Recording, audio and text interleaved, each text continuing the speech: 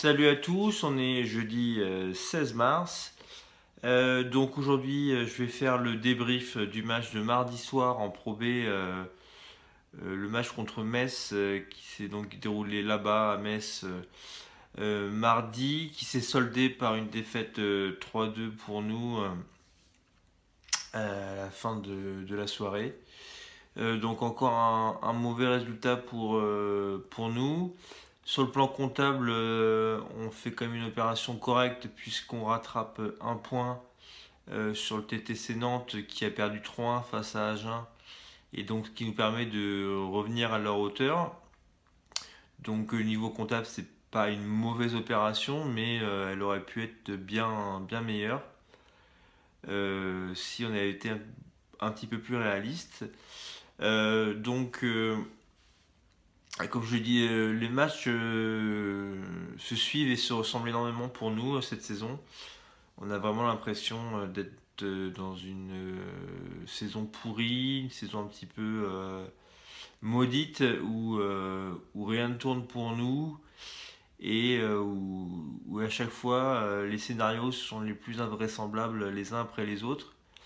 Et ce qui fait qu'il y a une sorte d'atmosphère un petit peu négative qui s'est installée des fois sur le banc. On est un petit peu fataliste et on s'attend en fait à chaque fois au pire. Et le truc, c'est que le pire arrive. Donc c'est un petit peu compliqué, c'est un petit peu un cercle vicieux qu'on va devoir essayer de se sortir. Donc pour revenir plus en détail sur la soirée donc de mardi, on avait demandé à notre Suédois Hampus Söderlund de venir nous renforcer et on avait décidé de faire une composition assez classique en mettant Jérémy et Hampus sur les deux matchs, les deux premiers matchs. Ensuite Jérémy associé à moi en double. Et derrière, s'il y avait d'autres matchs, j'étais amené à jouer sûrement Ibadio, qui jouait la saison dernière avec nous à Nice et avec qui j'ai des très bons rapports amicaux. Et logiquement, pour finir, en pouce face à Dorian Nicole. Donc le tirage au sort a fait que le premier match a opposé Jérémy à Joé. Donc c'était un match compliqué. Joé était en pleine confiance en ce moment. Il a fait des chemins de France vraiment incroyables en battant notamment Stéphane Wesch. Et puis moi je trouve vraiment qu'il a passé un cap, comme je disais. Donc je m'attendais à un match difficile. Après Jérémy, s'il joue bien, je sais il peut largement battre tout le monde en Pro B. Donc ça commence mal. Il a du mal un petit peu à ramener le service. Je crois que c'était la première fois qu'il le jouait. Il est vite mené 1-7-0 et 3-0, donc on était vraiment pas confiant du tout sur le banc. On voyait jouer qui dominait les débats. Et petit à petit, Jérémy a mieux remis et il mène 10-6 au deuxième. Et encore une fois, il loupe une balle un peu favorable et il se retrouve à être à 19. Et à 19, heureusement, Joé loupe une balle facile, ce qui lui permet de gagner 11-9. Excusez-moi. Et donc ensuite, Jérémy fait cavalier seul devant, puisqu'il mène ensuite 2-7-1, 10-5. On pense que le plus dur est fait. Joé fait une gratte, il fait un beau point. Ensuite, à 17, Jérémy a une balle facile qu'il veut jouer au ventre. Il se prend une grosse claquette au bide et ça fait 18. Et là, on est en panique. Et on se dit qu'on va encore se faire avoir. Ensuite, Joé recolle à 10-10. Donc là, autant dire que Olivier et moi sur le banc, on était dans le trou. Heureusement, Jérémy fait un super point à 10-10 et il finit par s'imposer donc 3-1, 12-10 au dernier. Donc gros soulagement chez nous, mais encore une fois, on voit le manque de sérénité et le manque de réalisme pour conclure un match qui pouvait être relativement facile et qui aurait pu s'avérer extrêmement compliqué si il s'était engagé dans une belle. Donc ensuite, le match oppose Ibadio à Hampus. Ce sont deux joueurs qui se connaissent très bien puisque déjà, comme je le disais, Iba a joué à Nice et puis ils s'entraînent souvent ensemble en Suède, puisqu'Iba s'entraîne en Suède. C'était un match un petit peu d'un niveau moyen. Iba n'était pas dans un grand soir, Hampus non plus. Au début, c'était le Suédois qui avait pris un petit peu l'ascendant puisqu'il mène 1-7 partout, 17. À 17, il a une balle favorable à jouer en coup droit, il loupe le démarrage. Et encore une fois, voilà, tout de suite, on sent le manque de sérénité. Et il se retrouve à perdre ce set 12-10. Et donc, il recolle à 2-2, mais malheureusement, à la belle, il fait un mauvais set et Ibar élève un petit peu son niveau de jeu. Et il s'incline 11-4, donc ça fait donc un partout avant les doubles. Donc, on fait la petite pause habituelle et on affronte Dorian Nicol associé à Joe Seyfried. Donc, on n'avait jamais joué cette paire-là. Après, avec Jérémy, on était quand même assez confiant puisqu'on se sent vraiment à l'aise quand ce sont deux droitiers qui évoluent ensemble. On est plus à l'aise dans cette configuration-là que lorsqu'on affronte un gaucher et un droitier. Notamment pour la raison que le gaucher, maintenant de nos jours, va venir remettre en flip banane vraiment quasi systématiquement. Et c'est quelque chose qui me gêne pas mal. Et Jérémy aussi un petit peu dans une moindre mesure. Et aussi l'autre souci, c'est que j'ai des fois des problèmes de puissance et de qualité de balle. J'ai tendance en double à vouloir toujours un petit peu assurer les balles pour pas faire la faute. Parce que je pars du principe qu'en double, on n'est jamais vraiment très bien placé, puisqu'on est obligé de jouer une balle sur deux. Du coup, je préfère assurer les coups des fois. Et sur le droitier, ça se passe bien, puisque quand j'assure les coups, ça va dans leur revers. Et du coup, c'est quand même difficile de me faire des coups gagnants avec le revers. Tandis que quand je joue contre le gaucher, et ben, Jérémy, des fois, se reprend des contre-tops un petit peu ou des balles beaucoup plus dures. En tout cas, le fait est que pour l'instant, on n'a pas battu beaucoup de paires formées d'un gaucher et d'un droitier et qu'on a des meilleures statistiques face à deux droitiers et ça a pas manqué. Pour une fois, on a gagné le premier set et ensuite, on a bien dominé notre sujet. On a fait vraiment un bon match. Jérémy était percutant, coup droit. Moi aussi, j'ai été un petit peu plus agressif dans mes coups. On a bien géré le jeu de service remise et on s'impose 3-7-0 très logiquement. Donc on mène 2-1, là on est vraiment quand même super content. En même temps, on apprend qu'Agen a mis 3-1 à Nantes, donc on sait qu'on est en position éventuellement de repasser devant. Moi sur IBA, je sais que ça va être difficile, mais je me donne environ 40% de chance, un peu moins de 40% de chance de gagner environ. Je sais je pense qu'il n'était pas hyper serein de me jouer, parce que je pense que je peux lui poser des problèmes, parce que c'est un joueur qui aime beaucoup jouer en rythme, et moi je ne donne pas beaucoup de rythme, j'ai des balles un petit peu avec une qualité un petit peu bizarre.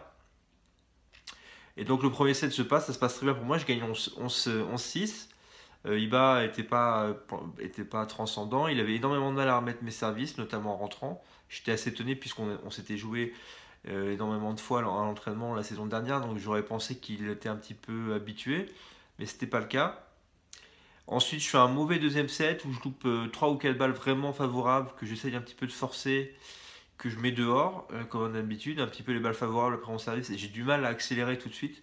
Je pense que c'est un petit problème de technique. Donc je perds le set 11-6, je crois. Et là, le tournant du match, je passe au troisième set, puis je repars bien, je mène 9-6, tout va bien, j'ai les clés du match en main. Et là, à ce moment-là, je fais trop de fautes directes, je loupe notamment 3 remises, une à 9-6, une à 19 pour moi, je mène donc 19, et une à 11-10 pour lui.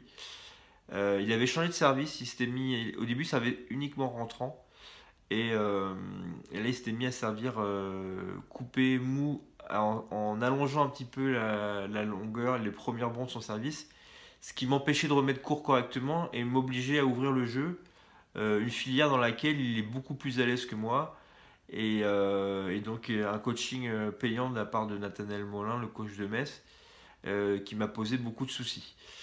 Lui en remise aussi, il essaye aussi d'allonger le jeu tout de suite et de ne pas m'enfermer, puisqu'il sait que dans le jeu court, je peux peut-être avoir un avantage sur lui, alors que quand le jeu est lancé, ben encore une fois, il a l'avantage. Donc il préférait ouvrir long, m'attendre en bloc du revers et me prendre ensuite de vitesse.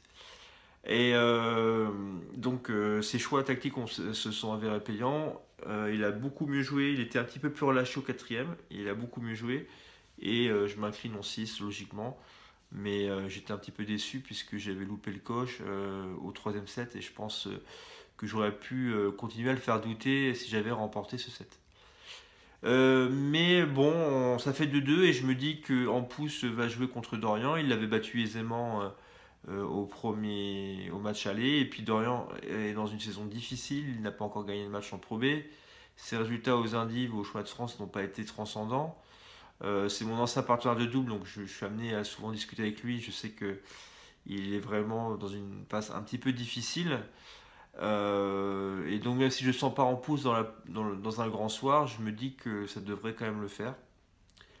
Mais malheureusement, comme depuis le début de la saison, on n'arrive jamais à s'imposer contre le numéro 3 de l'équipe. C'est absolument sidérant. Je crois qu'on n'en a quasiment pas battu un de l'année. Et encore une fois, ça n'a pas manqué, pourtant avec un scénario qui partait favorablement. Malgré la perte du premier set en pouce, il a accroché le deuxième set 11-9. Et ensuite, il mène 2-7-1, 5-1. Là, on pense avoir fait le plus dur. On pense qu'on va enfin pouvoir s'imposer et prendre les 3 points. Mais en 2 coups de cuillère à peau, Dorian est revenu à 5-5. Le match est accroché jusqu'à 10-10. À 10-10, Dorian se retrouve débordé. Il est quasiment par terre. En pouce, n'a plus qu'à finir le point. Mais il est trop crispé. Du coup, il fait un coup pas assez puissant. Dorian, qui est très à l'aise lui à mi-distance, arrive à repartir en balle haute. Et en pouce, c'est vraiment pas à l'aise sur les balles hautes et loupe le point. Et du coup, il perd le set 13-11, je crois. Et voilà, au lieu de gagner les 7 3-1 comme il aurait dû, il se retrouve à la belle. Et puis bon, sur un set, tout peut arriver. Dorian a bien mis la pression sur cette belle-là et gagne la belle 11-8 logiquement. Voilà, encore une énorme déception. Ça fait, je pense, 4 ou 5 points qu'on laisse filer minimum depuis le début de la saison. On a eu des scénarios dans tous les sens. On mène 10-5 à la belle de la première journée en double. Jérémy contre Argentan, le dernier match, mène 2-1, 7-3 sur Fragoulis. Là, 2-1, 5-1. J'en passe encore des meilleurs. Et à chaque fois, on finit par faire une contre. Donc c'est vraiment, vraiment problématique. Là, le calendrier maintenant s'avère être difficile. On va jouer Rouen, Issy-les-Moulineaux et Miramas, notamment, et Saint-Denis. Donc que des équipes du haut de tableau. Donc ça va être compliqué. Il faut garder la confiance. Jérémy joue bien. En double aussi, on est un petit peu plus performant. Le point positif pour moi, c'est que j'ai réussi à rentrer dans ma rencontre beaucoup plus vite et tout de suite. Donc il faut s'accrocher au point positif. Après, il faut espérer que Enio et Ampousse arrivent à passer le cap et arrivent à nous gagner des matchs. Hein. On va pas se cacher. Pour l'instant, ils sont très décevants. On attendait beaucoup plus d'eux. Voilà, pour des raisons un petit peu qui nous échappent. Ils n'arrivent pas à être performants avec nous, alors que notamment Enio est très performant dans le championnat espagnol. Donc voilà, on baisse pas les bras. Maintenant, on est dernier, mais égalité avec Nantes. Et donc, du coup, je pense que c'est un bras de fer très intéressant et très très long jusqu'à la fin de la saison avec Nantes. Je pense que Boulogne, qui a 2 points devant nous, ou 1 point devant nous, je sais plus, devrait se maintenir, puisque je pense qu'avec Eloi, ils ont la matière pour gagner des points sur n'importe quelle équipe, que ce soit en double ou Damien en simple. Donc je pense que voilà, ça va être un vrai duel avec Nantes jusqu'à la fin de la saison. Voilà, ça fait déjà 14 minutes de vidéo, donc je m'arrête là parce qu'on se plaint toujours que mes vidéos sont trop longues. En espérant que ça vous ait plu. Juste un petit teaser, j'ai fait une vidéo très marrante et très sympa qui sortira demain, donc ne loupez pas demain la prochaine vidéo. Ciao!